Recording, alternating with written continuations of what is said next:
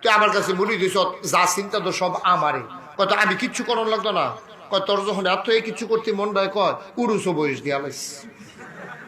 উরুস কথা কয় না, কেন লোকটি বুঝলাম না কিছু। উরুস বয়স দিয়া লাইস কইছে। আমার হাতে বিদেশ ফোন দিছে, কয় পুত্রে ফিরসা হুজুরে কইছে, বাবাই কইছে একটা বয়স দেওয়ার লাগবো, টেহা টুহা মিল করে ফাড়া। তাহলে তো বয়স টইস লইয়া গেছে। লইয়া অনেক সময় জিজ্ঞেসে যে হুজুর এই বাবা ওই যে মুড়ি দিলাম বৈশও দিলাম, তো অহন কেমনে কি তা কেয়ামতের ময়দানও কেমনে কি তা করবেন? অনেক লোক একখান হয়ে যাবো কা, আপনি আমার চিনবেন নি? আরেক কয় কি আমি তোরে চিহ্ন দিয়ে রাখছি না, তুই টেনশন করিস না, এটা দেখবি তোর আমি একটা লাইন গার্ড করে আলাম। অনেক এই কথা কইছে, মানে হয়তো আশা আশায় বইয়া রয়েছে। তার বউ আবার খুব চালাক, তার বউরা আবার চালাক। তে হইল রিক্সাওয়ালা, তার বউটা পড়ছে চালাক। তার বউয়ে এই হুজুরের কাছে মুড়ি দিয়েছে পরে, তার বউয়ে আবার কইছিল দেখি এরা আপনি একটা কাম করেন, বাবার কাছে মুড়ি দইয়া একটা 500 টিকা কসকইচা নোট এটা দিয়ে হুজুর। তো তার বউয়ের কথা হুন্নাতে দিয়েছে। কয়দিন পরে গিয়া সেটা জিজ্ঞেস এতে তো কইছে যে হুজুরে কইয়া দিছে, কয় কোনো চিন্তা নাই, তুমি আমারে যখন এই তোমার কথা আমার মনে থাকবো, আর হাসরের মধ্যে কোনো উপায় অবস্থা মানে কোনো ঝামেলায় নাই, আমি তো আসি। তার বউয়ে কয় আচ্ছা সেদিন যে 500 টাকা দিয়ে এলেন মুড়ি দইয়াইলা, আবার কইলো হাসরের ময়দানে বলে আপনি চিন্তা রাখবো। আচ্ছা অহন তো হুজুরের তো অনেক মুড়িদ, আচ্ছা আপনি অহন গিয়া চাচ্ছেন চিনেনি? কয়দিন পরে গিয়া সেটা জিজ্ঞেস হুজুর চিনছেন নি?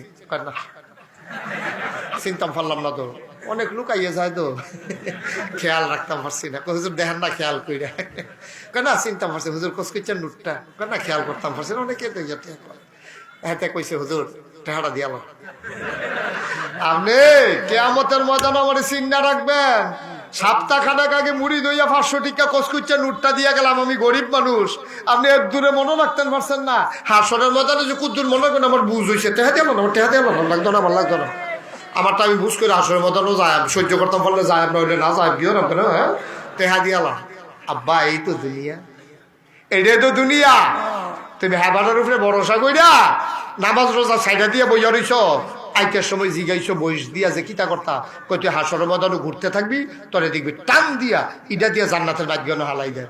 হ্যাঁ তো হেই আসায় ঘুরতে থাকবো হাসরের ময়দানও, দেখবো যে কোনো ধরাধরি নাই, কিতারে আটতে আসি, কেউ যদি ডাক ডুক যারা বাবা এটা বিলে ধরবো, এমন সময় দেখবো এমন শক্তভাবে ধরছে, এটা ধরার অন্যরম সাইয়া দেহে আব্দুল মালেক। কেন এটা? উনি কে? উনি কে? জাহান নামের দারোয়ান, জাহান নামের ফেরেস্তা। এমন সিফা দিয়া ধরছে ভিতরে আড্ডি বাড়ি ঘুরে হয়েছে করে কথা পাও, তুমি দিয়ে আমার ইয়ে ধরছো, এই বাবাই কো, তোমার বাবার সাইডে তো তোমার ধরতে পাইছি। তখন ইটা দিয়া যখন দাফটা ইটা দিয়া যখন হালাইছে জাহান নামের মাইক গেল, গিয়েছে তো বা কান দেওয়ার বিচারে, দেখে যে বুত্তিয়া দেখবো যে একবার ফইরা রইছে, দেখবো যে উমা কাশিকে দেখবো উমা বাবাই দিবি। তো কি কারবার? কয় আরে আপনারা বিলে হাসরের ময়দান আমার কিতা সারবেন, কিতা ব্যবস্থা করবেন? আরে তোর ব্যবস্থা আমি করলাম কমবালা, আমার ব্যবস্থা যদি তোরা কি কইরা বইয়া রইছে। বাবা কুদ্দুর চিন্তা করেন।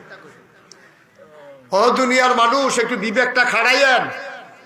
আম্মায় খাইলে জিয়ের সারে না, আব্বাই খাইলে ফুতের সারে না, ফুতে খাইলে আব্বার সারে না, আব্বার নামাজ সন্তানের কাজে আসবে না, সন্তানের নামাজ আব্বার কাজে আসবে না, সুতরাং পীরের নামাজ মুরিদের কোনো উপকার হবে না। ঠিক কিনা বলো?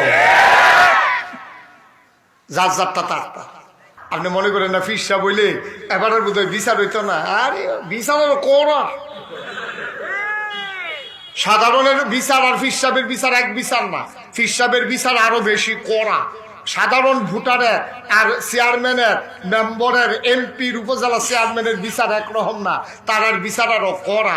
এর লেগে ইমাম আহমদ ইবনে হাম্বল রাস্তার মধ্যে দাঁড়িয়ে আটতে আছে পরে এটা কথা আছে, ঘটনাটা কার? ইমাম আহমদ ইবনে হাম্বল রাস্তা দিয়ে যখন হাঁটতে আছে, বৃষ্টি পড়তেছে টিপটি, রাস্তাটা ফিসলা, তো এবারে দেখে যে একটা সুইটটা ফলা ফিসলা রাস্তার মধ্যে লাফাইতে আছে। তো হুজুরে ডাক দেখে যায়, এই বাচ্চা ছেলে তুমি এমনি লাফালাফি করতেছো, ফইরা গেলে তো বাবা হাত পা ভাঙে যাবো গা। বাচ্চা ছেলে ফিরা কয় হুজুর আমি ফাও হাত ভাঙলে, আমি ফাও ভাঙলে বেশি অসুবিধা নাই, এটা কোনো সমস্যা না, তবে আপনার সাবধানে একটা, আপনার যদি হাত ভাঙে, আপনার যদি পা ভাঙে, আপনি যদি পা পিছলে যান তাহলে গোটা জাতির পা পিছলে যাবে। ঠিক কিনা বলো?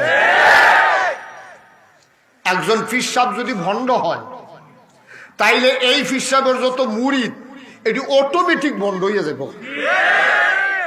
কারণ হাতে চিন্তা করবো ফির সাহেব নামাজ পড়ে না, আমি হুদুদি ফুড়ে কি বিফুতু ফুড়ি কেন হাতে জীবনও নামাজ আর ফির সাহেব নামাজ পড়ে, এরপরেও তো সব মুড়িদে নামাজ পড়ে না। আর ফির সাহেব নামাজ না পড়লে হাতে তো লাইসেন্স লইয়া লিখিত যে হুজুরের নামাজ লাগে না, আমি তো পড়লে নাই। আর বাংলাদেশ অনেক ভণ্ড বেশারা এরকম ফির সাহেব বার হইছে, মুড়ি দইয়ে সারলে কয় নামাজ লাগে না, আছে এইরকম মুড়ি দইয়া সারলে ফির সাহেব কইয়া দিছে নামাজ লাগে না। হুজুর এই নামাজ লাগে না তো কেমনে কিতা করেন? আমার ফতার নাই, মুড়ি দইতে হইছে। নামাজ যদি তুই ফরনে লাগে তোর আমার কাছে আইসো কি নামাজে যদি ফরন লাগে, নামাজে যদি ফরন না লাগে তোর তুই আরে ফরনে লাগে তো তুই এমনি বাইরে বাইরে পড়তি, তো আমার কাছে ইয়া লাভ কি? কত হুজুর আপনার কাছে আইসি তো রাস্তাঘাট সিনলে লেগা, আও না গরম গরম। এটা হুজুর এটা একটু সহজ সরল না, তার একটু ইয়া বানাই দেন, আমিন কর, আপনি একটু বুঝে কোন আওয়াজ যেন না করে, মার হাবা বলেন, আহা জোরে করা দো। অনেক ফিস সাপ আছে এরকম মুরিদ করাই, সেটা মুরিদ কয়ে দিছে নামাজ রোজা বাদত বন্দি লাগে না, বেড়াই বেরিয়ায় অন ফিস সাহেবের কাছে মুরিদ হইয়া আর নামাজ রোজার খবর নাই, এরকম আসেনিও কতক্ষণ আসেনি, নামাজ লাগে না রোজা লাগে না।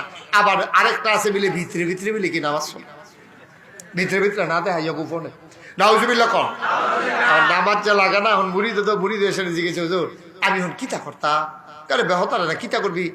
যেই কথাটা বলতেছিলাম, এই মুফতি শফি রহমতুল্লাহ আলাই উনি নামাজ কায়েমের দুইটা ব্যাখ্যা দিয়েছেন, খুব খেয়াল করে শুনবেন, ওয়াজ মনোযোগের সাথে শুনতে হবে, এদিক সেদিক তাকাবেন না, শুধু আমার দিকে খেয়াল করে তাকাবেন, মনোযোগের সাথে কথা শুনবেন, খরগোশের মতো কান খাড়া করে মাছের মতো নিষ্পলক নয়নে কথা শুনতে হবে। এমনি চাইলে এই ফেলে চাইলে এই চাইয়া যাইতেন পারবেন নাকি, ওয়াজ ইয়া লাভ হইছে না, শুধু আমার দিকে চাইয়া থাকবেন, ঘুরে বসেন সবাই কোন আমিন।